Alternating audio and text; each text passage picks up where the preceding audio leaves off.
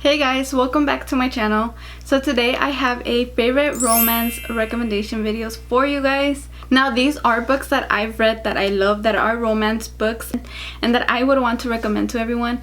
So if you guys want to know what romance books I am recommending, then keep on watching. Before we continue with the video, I just want to say that these are just my favorite romance books. Maybe you have read them and maybe you just don't like them. It's okay. Maybe they're books that you haven't heard of, because most of these books are actually not new releases, so they're pretty old. Some of these books I've read in high school, and they're just romance books that I just love and are dear to me, so I just want to recommend them to you guys. So yeah, in no particular order am I having this. I will let you guys know which one is my #1 book, but that was all. The first book that I'm recommending is November 9 by Colleen Hoover. Now I know that a lot of people know who Colleen Hoover is. She is very well known in the romance world. She is one of those authors that just makes books to break your heart, like literally. And I just love her stories because she always writes about like actual real life experiences that she has had, or that she knows of people that have had that experience. And that's why I really like her stories, because they're like true. This book, November 9, is probably one of my favorite books by her. This book specifically is so cute to me. There is some drama in there. There is like a huge plot twist in that book. The ending just catches you by surprise. It's about two characters named Felon and Ben. They are from LA, and Felon meets Ben on her last day in LA. She is moving to, I believe, New York, because she wants to become an actress, because her parents are famous. And so she wants to be an actress and be in her parents' footsteps. I believe her mom is an actress and her dad's like a producer or something, or like something around that. And so she wants to go to Broadway. She is trying to do that because an accident happened to her, I believe a year or a few years prior to them meeting. She has been in a burn accident, so I want to say half of her body, or like some of her, like most of her body, is burnt. People believe that she cannot be an actress because she's not beautiful. She's not considered beautiful. And Ben changes that for her. The day that they meet, I think it's at a restaurant. She is talking to her dad or her mom, someone basically, telling them that she's ready to move, that she's about to do it, and that she doesn't need any help. And she's basically talking to them. The parent is kind of telling them like, you know what, like you shouldn't do this, you should stay here, we'll take care of you, like being mean. From what I recall, they're being mean, and Ben is there to save the day, and he steps in there and is like, oh well, I'm her boyfriend, you know, she's not doing this alone, blah blah blah. The parent leaves, and you know, they start talking, and that's how they meet. So every year on November 9th specifically, they meet each other at the same place, in the same booth, in the same restaurant, even if they have two completely different lives. So they just go meet each other, catch up on things, and they spend the whole day together.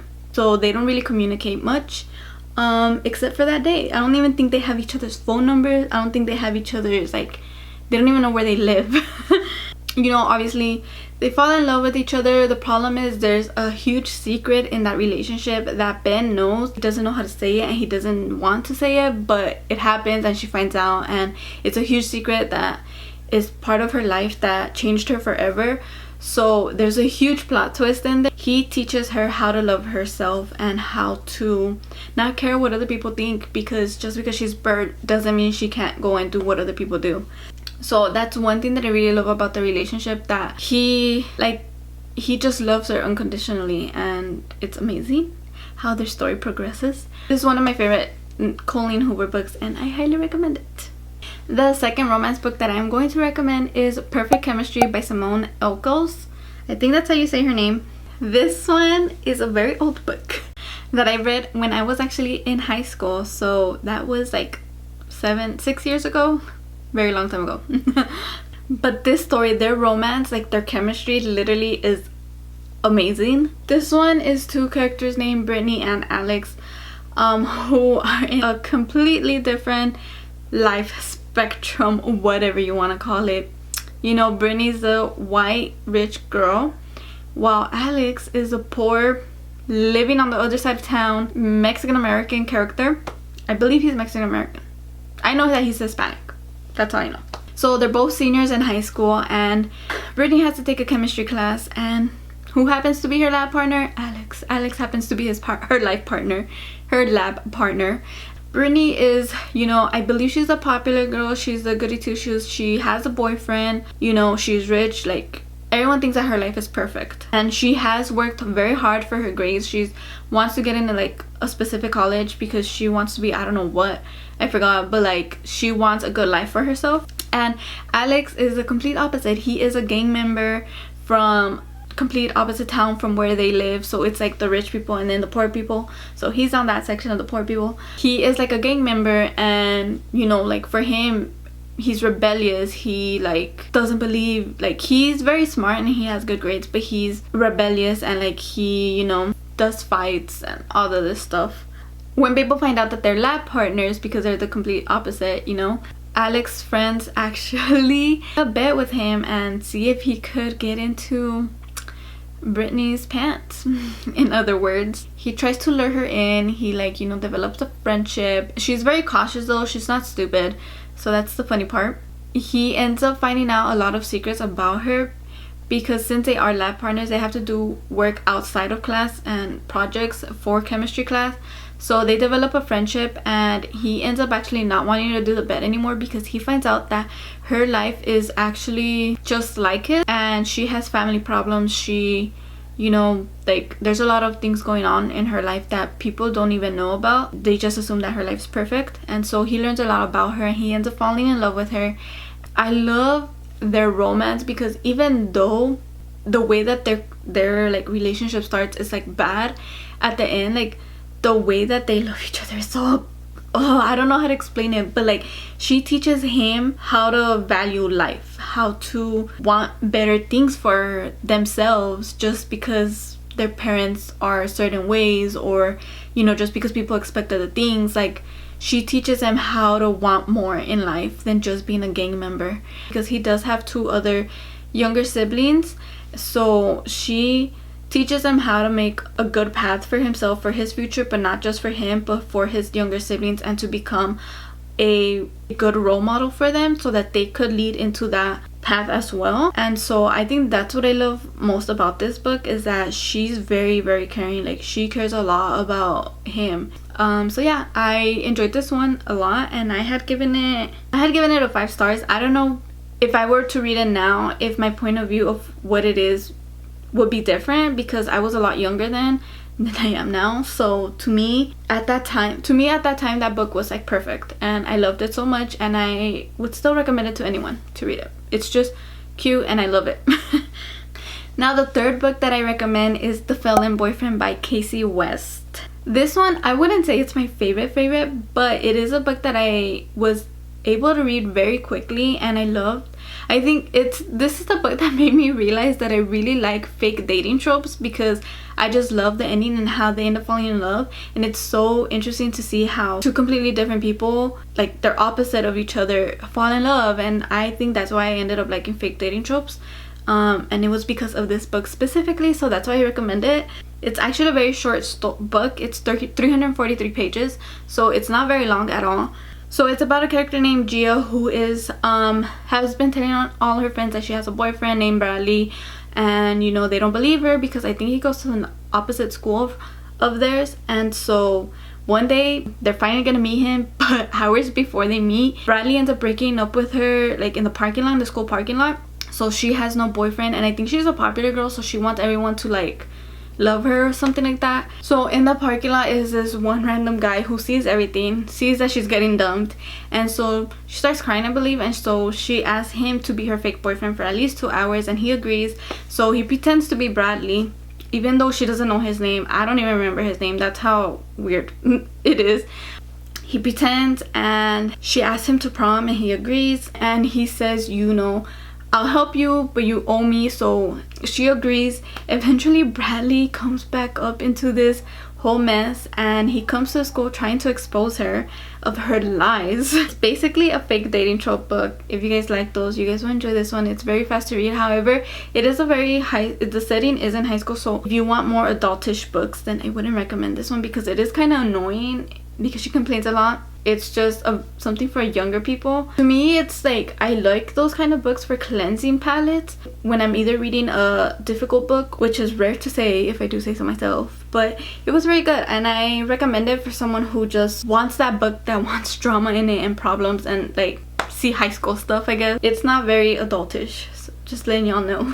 Now the fourth book is my favorite. It's one of my favorite books, but it's very, I feel like it's very controversial. I'ma still say it though. It's After by Anna Todd, and let me just say, I read this book when it came out on Wattpad. That's how I started reading it, and that's how I'm always going to see it. I do have the first and the second book, I believe. The other books, I never actually picked them up. I read them through the library, but I just never picked them up. And I understand that this is very controversial because the relationship is super toxic, and I'm not saying I condone that, and I'm not saying that you should be doing that, because you shouldn't. But it's just the story, how it started is what I like. So this book actually started because it was a One Direction fanfic for Anna, and she was actually writing this because she has an autistic son. And while she was in the hospital, you know, helping her child, like, she would have that spare time waiting because she couldn't do anything. So what she would do was write books, literally. So she started writing on Wattpad, and she came up with this story, and it just blew up, and I really liked it. It's not the toxic part that I like. I think it's the erotic part that I enjoy most, because totally the toxic part scares the crap out of me.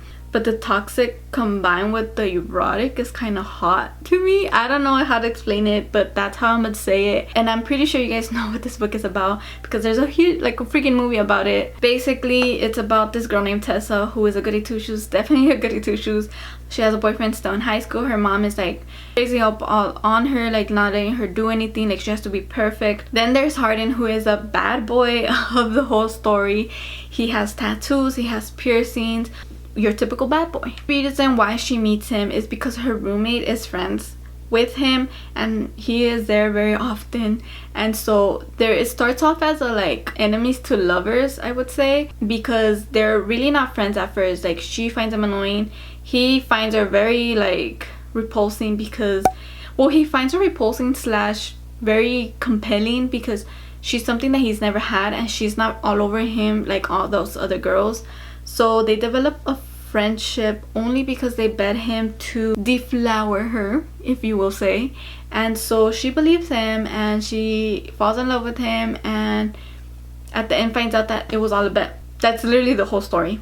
I just told you the whole story. Crazy drama happens and a lot of toxic shit happens, like a lot of, you know, he has very like a lot of anger issues, and so he's like very toxic. He's a toxic one. So that's why there's very controversial things about this book, because not a lot of people are big fans of that. But there's a lot of very sexy and steamy scenes on this. Like, their sex is so, oh my god. Like, I think that's what I love about this book, their lust, not their actual relationship. It's hard to describe without spoiling the book, because I just spoiled the main part of the book, but there's a lot to it. That's up to you guys if you guys want to read this book, because it's very controversial, as I said, so up to y'all. So the last and final book that I'm going to be recommending is Elena Park by Rainbow Rowell. Now, I know that I don't know if this is considered romance more than a fiction, but I'm gonna still consider it a romance because their love is something else. I also read this book in high school, and till this day it is my favorite book of all time. I do not have any other book that is my ultimate favorite book. Like, every time someone asks me to recommend them a book, this is a book I always go to, because their love story is just beautiful, and I don't know any other word to describe it, but it's just beautiful. So it's about a girl named Eleanor. She is, you know, plus size. She has red hair, very curly. She's new to this town that she moves into. You know, she has a lot of family problems. They're very chaotic, and she wants to move out of there. She wants to go and live, I believe, with her aunt in a whole different state, and because she has a lot of family problems, like, I believe they're poor. A lot of people don't even know that. And she does get bullied in high school, because this does take place in the 80s. But she has mismatched clothes. Like, she never matches. Like, her hair is always wild because it's red and curly. She is, like, you know, plus size. So she's just someone, an easy target, I guess, for people. And then there's Park, who is, I believe he's Asian. I honestly don't know, but he's a different race than white, okay? From what I remember. You know, he was the one that sits in the back of the bus, is invisible to everyone. He would wear black shirts. He always had his little, what do you call them, Walkman. And so he would always hear his tapes riding the bus to school. And one day she gets on the bus because she's new, like I said, and she has nowhere to sit, so the only available seat is next to him, so they sit next to each other. So that's how they develop their friendship. They start hearing the tapes together, and they, you know, start communicating out of school. I don't think they ever communicate in school. Their love for each other it made me cry. Like, it's one of those stories that will make you cry because it's your first love type of book. And it's so heartbreaking and beautiful at the same time, because what happens at the end is so sad. Like, the way it ends, it's sad in the way that you're just like, oh my god, this is how it feels to break up with your first boyfriend. I'm even getting sad talking about, like, this is how sad this book is. And it's not even the sad part. It's like, it's so beautiful. I don't know how other way to explain it, but this book is beautiful. Like, they help each other out, and he finds out the truth about her.